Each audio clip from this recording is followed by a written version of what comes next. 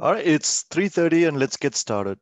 Um, Thank you everyone for joining the session 2E, automated driving automated driving system grant.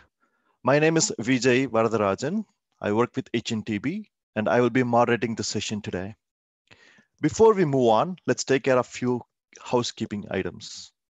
We have three great speakers today. You will hear from them, and I will introduce each of them prior to their presentations. Each speaker will have approximately 12 minutes to present on their respective topic.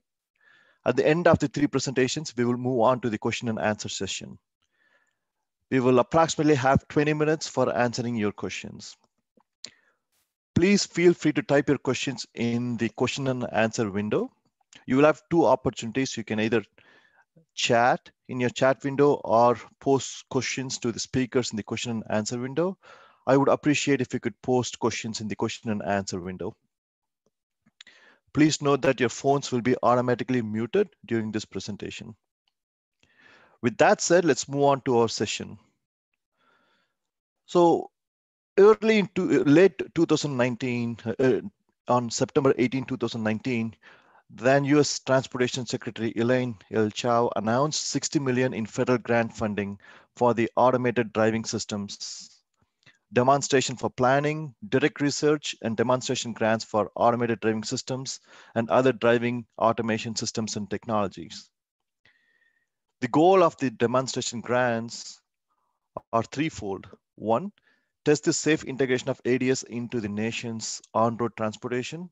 Number two, ensure significant data gathering and sharing of project data with US DOT and public throughout the project in near real time.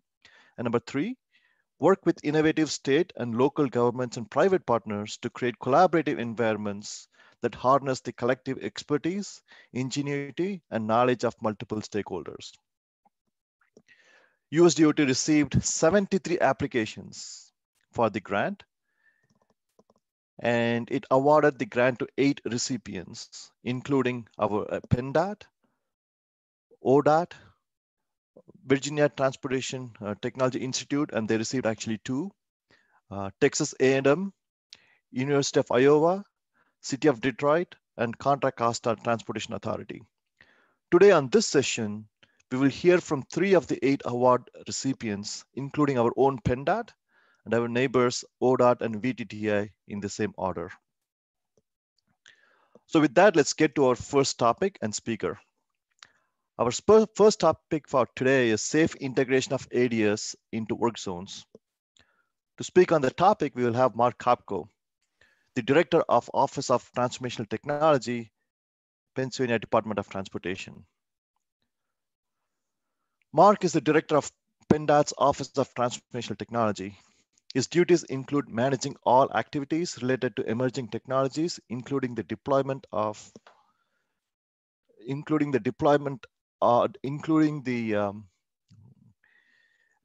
policies and standards, coordination with stakeholders, and authorization of automated vehicle testers, platooning operations, and automated work zone vehicles. He is the co-chair of AASHTO CAV Working Group, chair of the Smart Belt Coalition, sits on the Eastern Transportation Coalition's CAV leadership team, and represents Pennsylvania on numerous national working groups/committees. In addition, he also leads the deployment of the Pennsylvania Safety Transportation Research Rock, also called PennSTART, oversees smart city initiatives, manages multiple university-led initiatives, and supports activities related to unmanned aircraft systems, Hyperloop, broadband, mileage-based user fee, and electric vehicles. So with that, Mark, take it over. Thank you, Vijay. Good afternoon, everyone. As Vijay mentioned, our grant focused on the safe integration of automated vehicles within work zones. So probably the first question is, well, why work zones? And here's a quote that we actually called out within our ADS demonstration grant from a 2017 Wire magazine. And you can see it here. Work zones flummox the future of rulers of the road because they override or obliterate the sturdy markers on which vehicles are taught to navigate. With no warnings, they enter into a world where cones trump double yellow lines, bollards trump curbs, and construction workers' hand signals outweigh traffic lights. That's why self-driving pioneers like Google, which is now Waymo, and Delphi, which is now Motional, cited construction as a common reason for human engineers to take over control while testing. So that gets back to one of the big things of why we wanted to look at work zones. We know that it's an existing issue. It's an area of challenge still with automated vehicles, just to the variable nature of things. And that's what we wanted to get into. So a little bit more, why examine work zones? So I mentioned it, you saw it from that quote, a variety of aspects of how we actually do work zones can be confusing. So you can have conflicting lane markers. As much as we want to have pristine traffic control devices, that's just not the case out there. Sometimes, frankly, work zones just aren't set up properly, or something happens where someone impacts a cone or a barrel, or something gets knocked off one of the delineators, whatever it might be, and that throws things off. And then there's also aspects where sometimes work zones are long-term, sometimes they're temporary, sometimes they're mobile. It's a variable,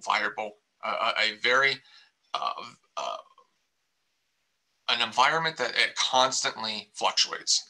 So with that also, then we have to look at worker safety.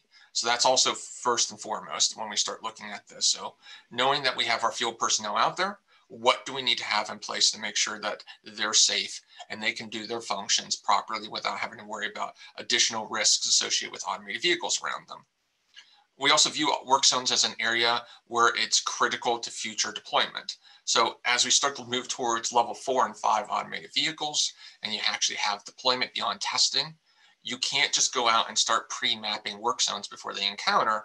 That's not going to be the case as you have right now in testing. Things have to be able to adjust and work on the fly to make it viable to have this full-scale deployment. We also understand that it's an area that's easier to coordinate with. So there's a variety of things that we try to look at with industry and say, well, what can we work together on? But this is one of the few where it makes sense where there's a challenge. It's similar to how you have challenges with inclement weather, but it's not an area with inclement weather where we can actually go in and make any changes, but work zones we can. Also, we have to look at it's a limited environment. So instead of trying to look at a full spectrum of our roadway network, all of our facilities, everything that's within it, we can focus on one particular piece, and also that we can update that more timely just because it is getting updated while the work is occurring. So we can put that into the actual maintenance and protection plans. There's a variety of things that we can incorporate versus if we picked a single interstate, the time it would take to make sure that full stretch of interstate is into a state where it's necessary to have the highest level of operations. We also understand that consistency helps everyone. So as we start to figure out things that can help out automated vehicles, odds are it's only going to also help out human drivers. And finally, we all have this discussion here about automated driving systems, looking at higher levels of automation, but it's also important to remember ADAS systems. So lower levels, driver assistance applications that can also benefit from any type of research that we do here. So any type of vehicle that has a traffic jam assist or super cruise or autopilot, things that we can figure out right now with higher levels of automation, odds are will also help out those lower level automation, which is currently on the market. So our goal is to develop a consistent approach across all work zones within Pennsylvania. So with that in mind, we understand that it's unlikely that there's a single solution. So PennDOT, our project focuses on the combination of connectivity, machine visioning, and high definition mapping. The project team will evaluate the impacts of connectivity between the AVs and the work zones. So not only the infrastructure be equipped with roadside units, but also heavy and light duty vehicles within the work zone will also be equipped with onboard units.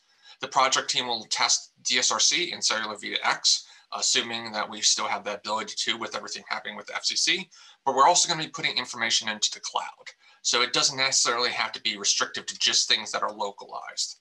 The project team will evaluate the impacts of innovative coatings to improve machine visioning. Although these special coatings might appear clear, the chemical composition of the coatings will stand out to various sensors such as LiDAR. We know certain colors, it just absorbs light more, darker colors being one. So what can we do to put these coatings on temporary traffic control devices such as cones and concrete barriers and pavement markings and construction equipment just to make sure that they stand out that much more, which will hopefully help the vehicles navigate. And finally, the project team will evaluate the impacts of providing high definition mapping of the work zone. So mapping is critical to the operation of an AV. However, a map is only as good as it's accurate. And we understand that the second something changes, that map, it kind of goes out the window. Although there's third-party mapping companies out there that are providing this service, it's unlikely that a work zone would be mapped in a timely manner when we start looking towards those larger scale deployments in the future. So this is where a DOT can come in. Construction personnel are aware of when phases of work change, and they know when that will occur. Additionally, personnel routinely drive through work zones right now to verify the maintenance and protection of the traffic plan. So with that, as part of the project, the team will generate a high definition map of the work zone as part of routine construction activities. And then we will share that with the AVs in a format that's not necessarily processed, more raw, so that everyone can turn it into their own proprietary format. And then with that, we'll see how they can ingest it and have some benefit from that. So we're taking a phased approach. We want to take this systematic approach of trying to work with our testers to verify our proposed AV solution.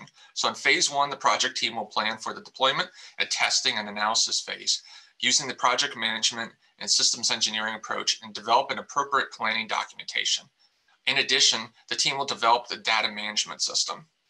In phase two, the team will implement and deploy the plan developed in phase one, and I'll get to that a little bit more here in a second.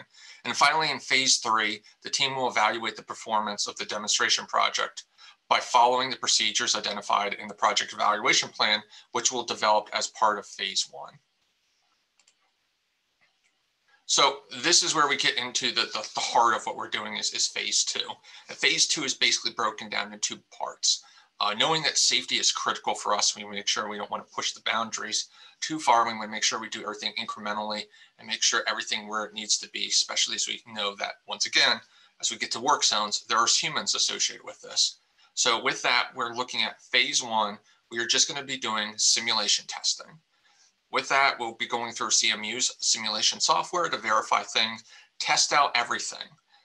Assuming everything passes and we have no issues with that, and in phase two, we will move on to closed course testing. So this will be happening up at the Larson's Transportation Center's test track. And with that, we'll do the same verification test that we did for the same simulation events, but we'll be doing it in that controlled real world type of scenario. Finally, assuming everything passes with that and we have no issues there, we'll do limited controlled on-road testing as well. So you can see in this graphic, we have basically a plan laid out on how we set up the work zones, map it, and conduct the simulations, which then transitions into a closed test track or closed track testing. And then finally, how we set up a work zone in a live environment, map out everything, upload the map, conduct a road testing, and then collect the data. To demonstrate the viability, though, of our solution, the project will perform the demonstrations in a variety of work zone configurations with varying scales, complexities, and duration. In total, the team will test 17 common work zone configuration scenarios found in Pennsylvania. So this is coming out of our temporary traffic control publication. So with this, we'll look at those scenarios. And then within that, we'll be trying to do a variety of multiple subsets within. So looking at connectivity and coding during the daytime, or connectivity and coding at nighttime, or without connectivity and the codings and different times of days. And so just keep alternating out time of day, the scenario, and then the three components that we are looking at that we're testing to try and find that Goldilocks happy medium zone. So this is the outline of the 17 scenario use cases that we're going to be going with. And once again, we went through and we found the most common ones that we're doing in Pennsylvania. So there's definitely some edge case ones out there that we will not be looking at. Not to say that they're not important, but we decided for this project to focus on these. So you can see that you have conventional highway short-term, conventional highway long-term, a mobile application, a freeway expressway short-term, a freeway expressway mobile, and then another which is looking at a long-term shoulder use. So we'll be doing everything in simulation and everything in closed course, but right now we're thinking of a numbered detour traffic route. We're also going to be looking at a workspace in the left or right lane of a two-lane approach, and finally a workspace in the left or right lane as our three on-road to live testings that we would hopefully get to at the end. So PennDOT has assembled a comprehensive team of subject matter experts, including representatives from state and local government, metropolitan planning organizations, academic partners, equipment manufacturers, data management specialists, and members of industry. It was important to PennDOT that we have a variety of collaboration to ensure that we can harness the collective expertise and ingenuity and knowledge of our multiple stakeholders. In addition to the unparalleled expertise that we have of our team, we also provide existing equipment and facilities which will be used to do the safety performance testing and the data generation throughout the demonstration. One of the things that we're very excited about and kind of unique to our project is that all members of the Pennsylvania team here actually have a presence in Pennsylvania, which was important to us. In fact, 75% of the members listed actually are headquartered. So on the left, you see a breakdown of our core members, which are up top here underneath the project team, and how it's going to be broken out. You can see the tasks broken down by year or by phase, which kind of aligns with years. And you can see who's the prime and who's the support. One of the big things that we'll have to have with this is a data management plan. So with this, we know that this is the core function of what the US DOT is looking at. So here's an outline of how we're going to do our data management system that will be generated by Deloitte. So we'll have our closed track environment, which will also tie into our live road environment, which also then will tie into our simulation environment, and how everything ties back in with the mapping and connectivity and other components that we have within. And then finally, just to give you a quick overview here of our next steps and timelines. So we have recently signed our agreement with FHWA. We are currently finalizing our agreements with all of our partners on the team. So those are all getting ready to be underway or are already underway. And then finally, we're looking to have a kickoff meeting here at the beginning of January 2021. So it's a 4-year project, looking to start here in January, which means we would end in December of 2024. Year 1 is going to be planning systems engineering. Years 2, 3, and the beginning of 4 will be the testing, and then we'll start evaluation halfway through year 3 and into year 4. And with that, I will turn it back to Vijay. Thank you. Thank you so much, Mark. I really appreciate it. Let's move on to the second topic and second speaker. The second topic for the session would be data in Ohio. It'll be presented by Mr. Howard Wood, Executive Director of Drive Ohio. Howard Wood was appointed Executive Director of Drive Ohio on August 31st, 2020. He's very new to his position. In this new role, he is responsible for developing policies that leverages infrastructure and incorporates technology to improve transportation safety and capacity. Howard was more than 30 years experience in transportation planning and policy in the public and private sector. He has held several multimodal planning roles in the ODOT and started the agency's formal ITS program in 2000. In the private sector, he worked for a global professional service firm, consulting in the areas of ITS, transportation systems management and operations, freight planning, tolling, and public-private partnerships. He holds a Master of Science in Public Policy from Rutgers University and a Bachelor of Science in Transportation and Logistics from Ohio State University. With that, Howard, take it over, please. Thank you, Vijay, and thumbs up if you can see my screen. I think you all can. And very pleased to be here today virtually to discuss Ohio's ADS demonstration grant. And my first slide is a title slide, but if anyone is from Ohio, that's beautiful Ohio University in Athens, Ohio, which is kind of the hub of this project.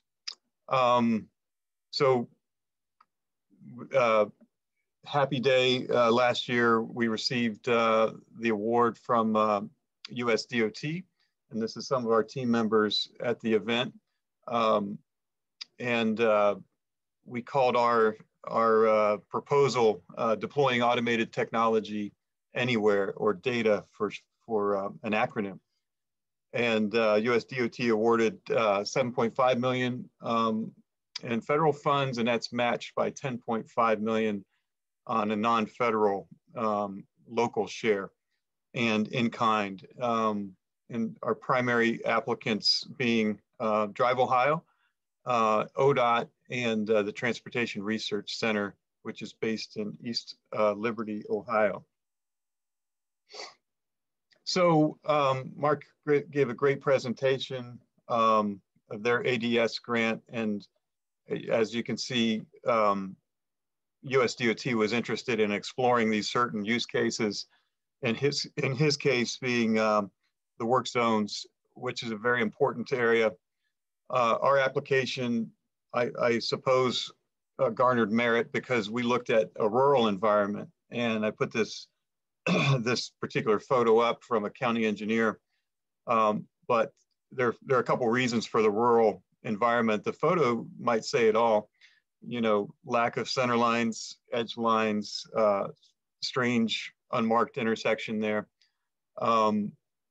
And so you just have a different use case. And furthermore, looking at how much of our road inventory is rural in nature. 97% of the US land is rural, and 19% of our population are in rural areas. And a lot of fatalities, of course, happen on rural roadways. So that was the focus of our grant application, and our little logo there in the upper left, you know, shades those counties in eastern and southern Ohio, which are basically the footprint for this project. And they represent very rural and sometimes very hilly environments. So the project goals are fairly straightforward, and that is to gather the data and insights from these deployments, so we can develop more effective ADS policies. For Ohio, obviously, USDOT is interested in taking this across the country, compiling all these ADS grant findings together, and issuing guidance on how these ADS systems work in the real world, be it work zones or rural areas or what have you. So we have a 4-year schedule as well. We'll start with our schedule, and we kicked off formally last week with a call with our partners. And we do also, like Mark, have a year of planning and systems engineering. We've started procurement discussions with our partners for automated systems and some of the vehicles that we're buying with the grant. So those contracts are coming together right now. And just very high level, it's just like Mark's, we're going to start deploying in year 2 and 3, and getting some meaningful data, hopefully in year 2, so that we can have some feedback loops on the any gaps in the data, which will lead us, you know, hopefully into more testing and more use cases to explore. So we have 5 major work streams that I'll describe in a little bit of detail. And these are the major work streams and the partners here. First, truck automation with Bosch technology on Freightliner trucks. And TRC is assisting heavily in that testing environment. We're looking at the second major thrust, some passenger vehicles or passenger vans for sort of like light transit or paratransit type of service. And we have university partners for that, that work stream.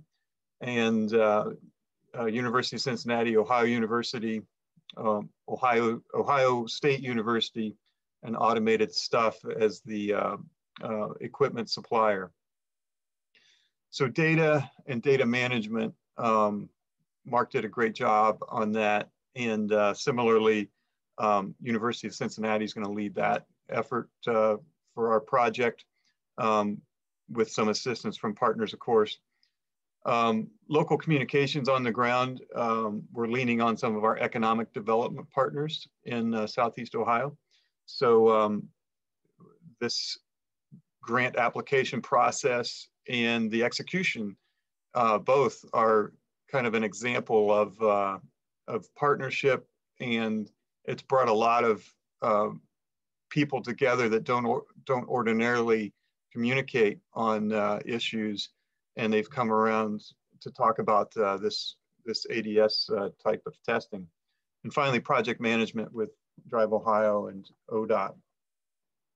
So a little bit about the level 2 truck platooning. These will be Navistar tractors equipped with level 2 automation from Bosch.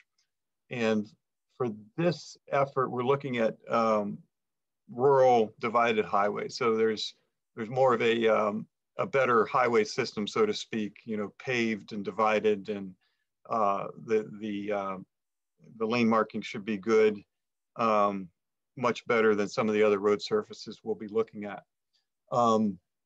Goals of safety, data gathering, looking at how the industry reacts to having some of these trucks in revenue service, and of course having the eye towards higher levels of automation and safety in the future.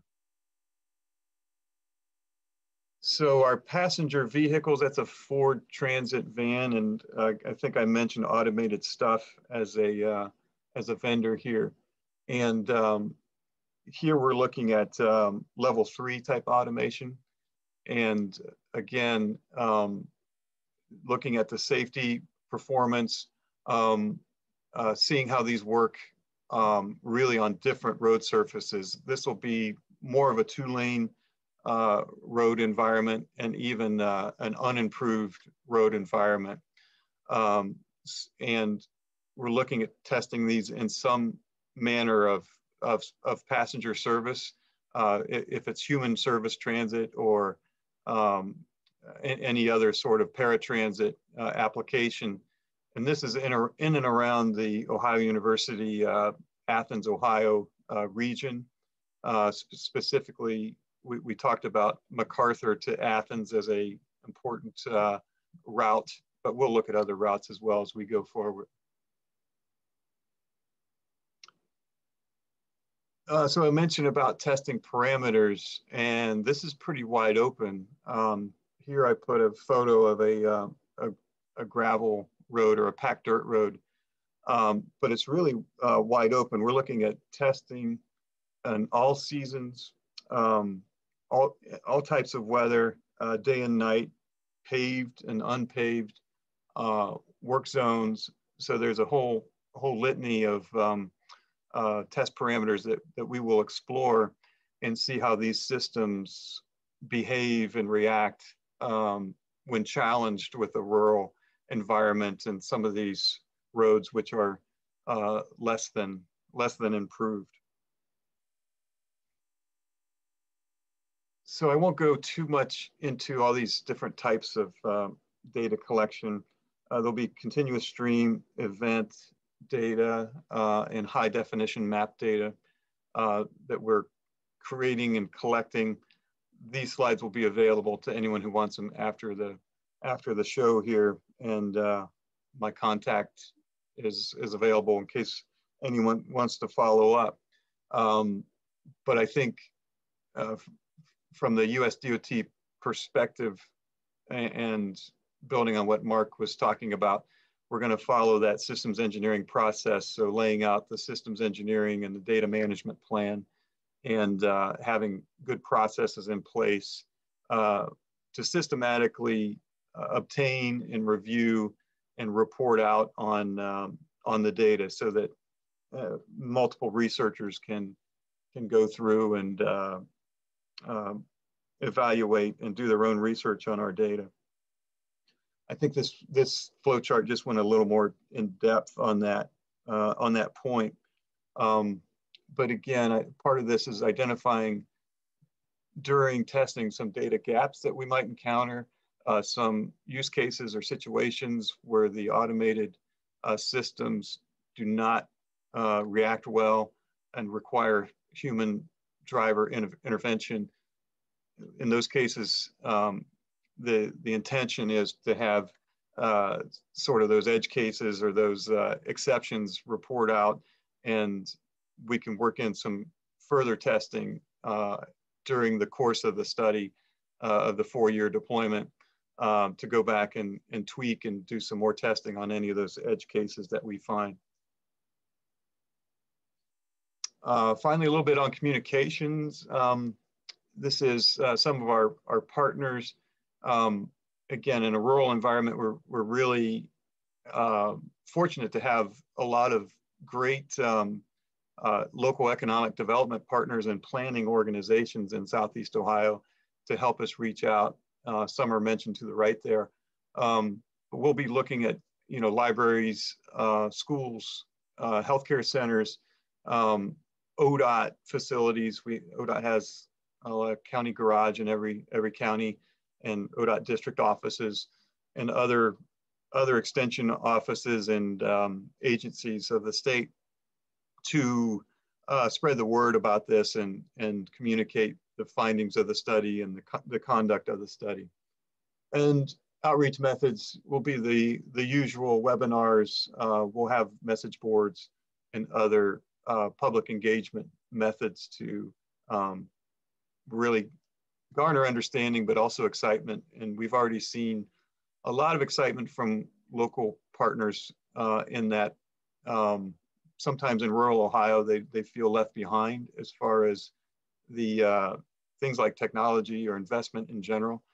And this particular project has garnered a lot of interest and appreciation from local officials who have concerns about transportation and don't normally come into the conversation on technology. So that's been good.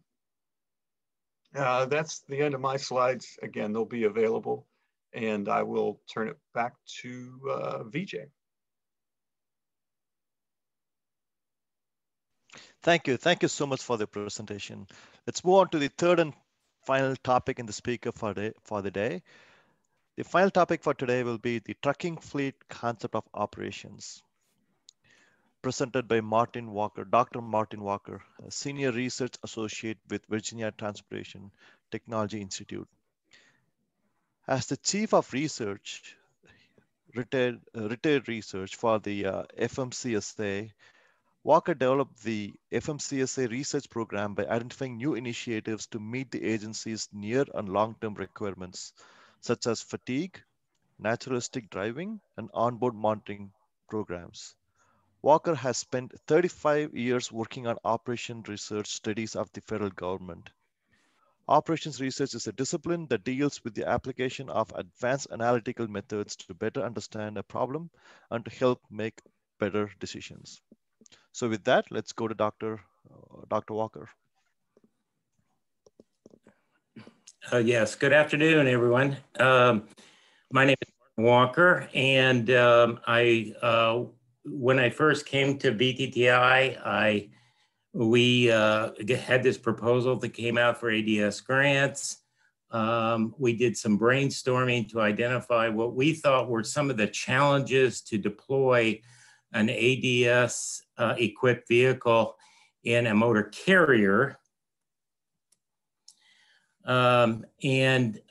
We really aligned ourselves with the Federal Highways goals of safety, data, deployment, and collaboration. Really, we want to demonstrate the safe integration of ADS equipped trucks into the transportation system. We want to provide US DOT with data for safety analysis and rulemakings for future rulemakings. We wanted to demonstrate how to integrate the ADS equipped trucks in a cooperative, productive means into the freight ecosystem. And we wanted to build a broad and diverse group that includes government entities, universities, trucking associations, and carriers, and private partners. We have a pretty large team. Our team consists of our lead technology developer is Pronto. Pronto, some of the founding members were from Uber Freight. Before that, it came from Otto. We had a number of tech developers, Peloton in particular, and Starsky that signed up for our road shows.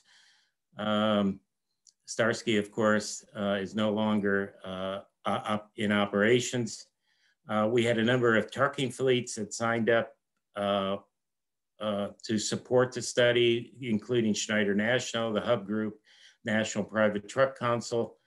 And we had letters of support from 6 state DOTs and a number of supporting organizations, including Penske Trucking and Logistics, Travelers Insurance, Texas Transportation Institute, CVSA, and the I-95 Corridor Coalition. And this really kind of provide a summary of what we are trying to accomplish with this study.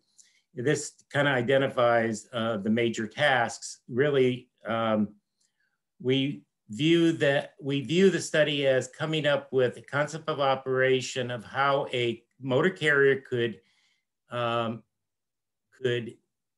operate within a mixed fleet. So we don't believe any motor carrier will be out there operating with just ADS equipped vehicles. They'll operate it in some fashion within their current operations. We are, and I'll talk about each one of these in more detail. One of the tasks that we are working towards is developing a ADS installation maintenance guide. Really, the maintenance guide is about how a fleet could do the installation of ADS equipment on their existing trucks, and then what kind of preventive maintenance, the preventive maintenance inspections that would be needed, and the type of training that mechanics would be needed, and then what kind of inspection facilities would be necessary. I'm working on ADS inspection procedures and demonstrations. So this is roadside inspection. Every truck in America that goes down the road on a major highway system generally has to be inspected. And so we're working with the CVSA to determine what the new inspection procedures should be and how they will be inspected. In the first phase, because this report has 4 phases, we're going to look at FMCSRs to understand, and that is the Federal Motor Carrier Safety Regulations, to understand what is currently required, look at the research literature, and then look at the challenges of what an ADS equipped truck presents to the roadside, and then look at what changes are needed in the FMCSRs, and then what alternatives could be done as far as truck inspection procedures. And really you get to the notion of, well, can you use some of the ADS equipment, which is constantly monitor truck health, can you use that to help with doing an electronic inspection? Pronto, which I said is the technology developer, is really focused on level 2 and level 3 system.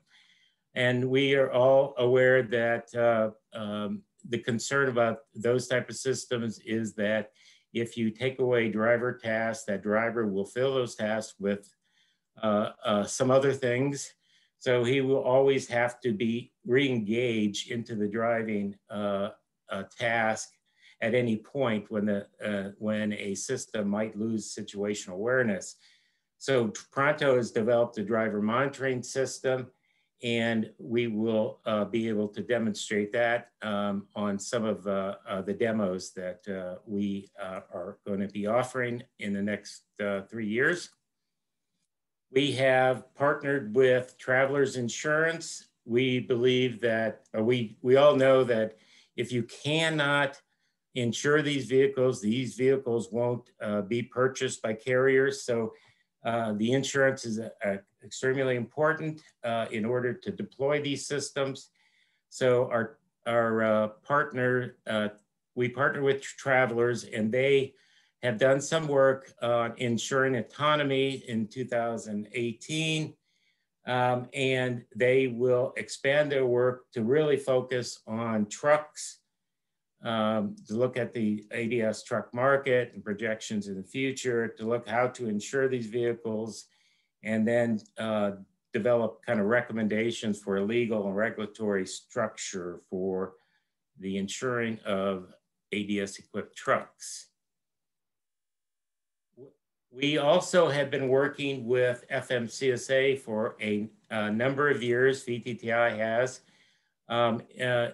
through our naturalistic driving program, and we have collected a considerable amount of naturalistic driving data that we would be using to compare human driving to machine driving in ADS-equipped vehicles, and we need to develop the metrics to do those comparisons, and things like disengagement, crashes, harsh maneuvers, traffic violations, miles traveled, and then driver inattentions. Well, we start out with that list and then are working with motor carriers and tech developers to try to expand the list to see what people really feel are important for judging the safety of these systems. We have partnered with Texas Transportation Institute, TTI. TTI, some of the original people from TTI developed the USARAP program, and USARAP is a system that rates highways based on safety features. 84 particular features that the highway might have, and they provide a ranking 1 to 5. And state DOTs use this ranking system for trying to upgrade their particular highways. We have asked TTI to develop, kind of apply their approach to develop a ADS road readiness rating system. The notion being that there are some features along the highway that are very helpful to enable an ADS-equipped vehicle. And so we want to develop, they want to meet with tech developers, develop a list of things that they feel are important, and then develop a guide and then eventually a tool to rate highway systems. We have been working over the years in our naturalistic driving program with regards to data security and transfer protocols. And we want, the issues here are really data collection of ADS-equipped trucks. We need to be able to transfer data from the trucks to our servers. We have to develop a data retention policy, and then make sure that we collect the data for US DOT. So what we plan to do with on our transfer protocols is move data from our demonstration trucks all the way to a secure enclave at Virginia Tech, and then strip it of any PII, and in the future it would be able to be used by researchers or US DOT for future rulemakings. Or so the output of this task is really to provide guidance to both ADS developers and the fleet and trucking fleets on recommended practices for collecting, storing, and transferring a huge amount of data that will be coming out of these vehicles. The Pronto, which is our lead tech developer, will be working on developing a best practices guide for cybersecurity. You know, cybersecurity is very important, especially when you have a 80,000-pound vehicle and you have to worry about issues of prevention of data theft. You have to worry about misuse of vehicles and minimizing the attack surfaces. So Pronto is developing a best practices document that could be used within other ADS industry and trucking fleets. We have a number of road shows planned. In fact, we would have already had our first road show because we were planning to have the first one at the ITS World Conference in Los Angeles. Unfortunately, it went virtual because, of course, of COVID. We will hold several road shows across the US, likely in conjunction with key conferences. And just the purpose of the roadshow is give people the opportunity to see ADS and ADAS equipped trucks, and we believe very strongly that once we offer the road shows, we'll expand the number of tech developers that we currently have, at least on our team. And if anyone is interested, this is a website that we have that provides some materials about the road shows. We plan 4 demonstration projects, a truck queuing in ports, a cross-country trip with an L4, L5 ADS equipped truck, a truck in drayage operations, and an exit-to-exit, or what we believe probably would be the first scenario where you see maybe a driver removed from the seat would be an exit-to-exit, or a transfer station, or what I would call depot-to-depot. Particularly some carriers might be able to do a depot-to-depot with this technology. Just to give you a sense, our very first demo that we are planning in 2021 would be a port queuing demo. We have been testing in the Port of Oakland already in October through December. We have been testing with the truck and waiting lines, and there's been throughout the country at most ports have been an increase in the waiting lines for trucks, primarily because the cargo ships are getting larger and the port is remaining relatively the same size, so it puts a strain on the trucking. But the waiting time reduces, driver and carrier productivity. What it really reduces is the available hours of service.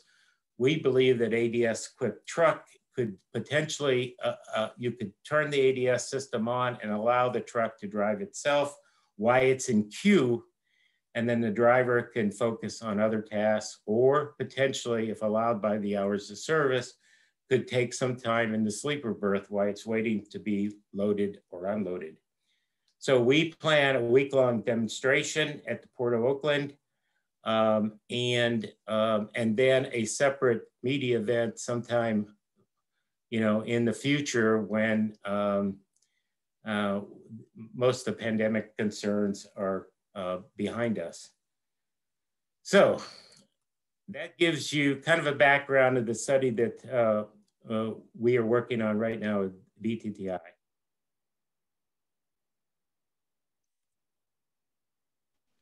Thank you so much. Appreciate your presentation there. We have 12 minutes and we have one specific question for Mark, and we have a generic question for each of the speakers. So with that, Mark, the question is, what type of legislation is in place or is required for doing the demo, for doing the demo?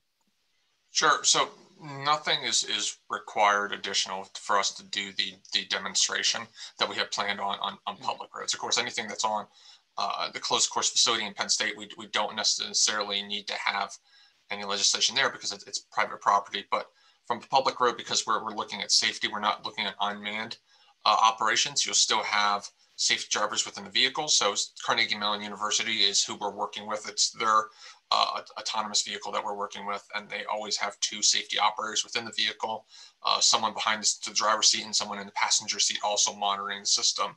So because there's a licensed driver in the vehicle, no additional legislation is required. Thank you, Mark. And a generic question for all of you. We'll go one by one. We'll start with Howard, go to Dr. Walker, and go to then Mark. With that, what are some of the major challenges that you expect or you may encounter with each of your grant? Yeah, so I think technology procurement in general is a challenge with federal grants, and these are even more exotic in some ways. So that's been interesting. And then the nature of a 4-year window on our grant with how technology could change within that time frame is, I guess I call it a risk. I've already heard on this presentation of some companies that aren't in business anymore.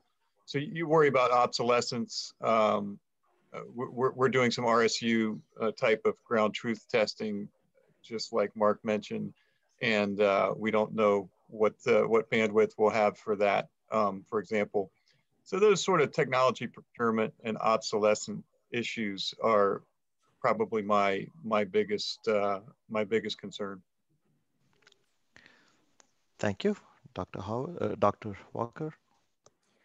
Well, I mean, the biggest concern we have is really COVID right now. It's kind of slowed us down. We would have already had one of our road shows, and then each of our demos, we have a public part of the demo where, we want to allow people to come out and ride in vehicles and see it up close. So, you can't do that. So that all presents a real challenge. Other than that, I mean, the grant acquisition, I agree. We had some difficulty because some of our original contractors, didn't want to accept some of the pass-through things that the federal government requires. And then, of course, there's the Buy America Act. There's just a lot of issues with when you receive a grant. But we pretty much, I think, have been able to work through all those at this point. So we have all our contractors on board. Thank you. And Mark? I think it's, for us, it's a combination of everything that's been said here. Of course, COVID plays a factor in here. It's one of the positive aspects that we have right now for how long it's been taking us to actually get the contract in place is that we probably would have been looking at last summer to start testing, or next summer look testing, and there's definitely been implications with trying to have in person, coordination that way. So we're sure that there's going to be some delay that way. Procurement is going to be a big one. As I mentioned in our presentation, connectivity's part. So one of the big ones that we're looking at is the FCC, and knowing what the proposed ruling is and how much changes with that. That could have some impact on how we have to look at the connectivity component of it. So that's going to be something that we'll have to put into play. Ultimately, we know it's 4 years. Things will change. We're going to try and be flexible enough to pivot and adjust accordingly where it makes sense. All right, and thank you. We have another question come in. How confident is Mr. Kopko and Mr. Wood in meeting the 4-year implementation schedule as listed in their presentations? 4 years seems to be very aggressive schedule. So I guess I'll take the first crack at it.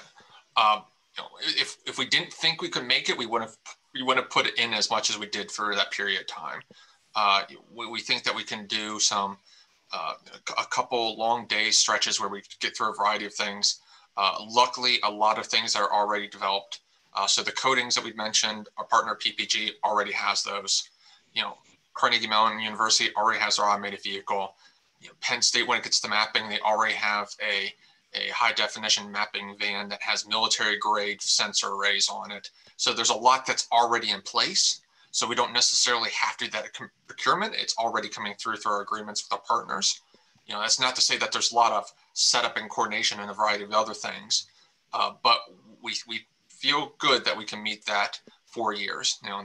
Now beyond that, we'd still be very much interested in trying out additional work zone configurations beyond the 17 that we have identified, but we'll go from there. And I think from the Ohio perspective, it's maybe aggressive in some ways. Again, with some technology procurement and obsolescence issues, things can change, and we do have a risk register to sort of track those items and hopefully manage those. We've made some progress on some of our procurements of like the Ford Transit vans and the autonomous stuff equipment. So that is, you know, fingers crossed, I won't jinx myself. And then we have a pretty established partner in the Transportation Research Center to jump into things like mapping. This is just like Mark mentioned, there are some established resources and capabilities in state to, you know, to execute that efficiently. So I feel good about it now. I'll come back next year and we'll see where we're at. We'll take you up on the offer, Mr. Wood, on the next year. We have 5 more minutes to go. I don't see any question, but I have one question for each of you. That I know there was some constraint with the funding and also with the schedule. If it were unconstrained, is there anything else you would have added to your proposal with your grant application? Is there anything that you want to do, but you are not doing it in the as part of the grant because whatever constraint you might have? Dr. Walker, do you want to take it first? Well, I think that we would do more in the area of safety metrics. You know, we would like to convene a panel, an expert panel, to develop safety metrics and get input from a lot of the tech developers, get input from state DOTs, get input from motor carriers in order to do that. And then, you know, build a kind of a study advisory group and provide, you know, tracking of how organizations are meeting those metrics. So for instance, in some of the demos that we're doing, you could easily do that. And then, you know, because that would give you guideposts, you know, to see how you were doing. And then if you had that available, then you could say, okay, in the future, we're meeting these metrics. That would give you the reason or the means to say, okay, a expert panel says that we met these metrics, then we should be allowed to take that driver out of the driver's seat and operate fully autonomously. I think that would be a nice thing to add, but I don't think we're just developing metrics, but we can add some of the additional things that we would have liked to have done. Thank you. How about Mark? Well, I would say I'll build off the last question, which would be, you know, maybe there's a constraint on schedule. And I was just rereading the grant scope of work before this presentation. And I can't imagine packing more into the 4 years with more money right now. So I'm good where I'm at right now. Mark? Yeah, I think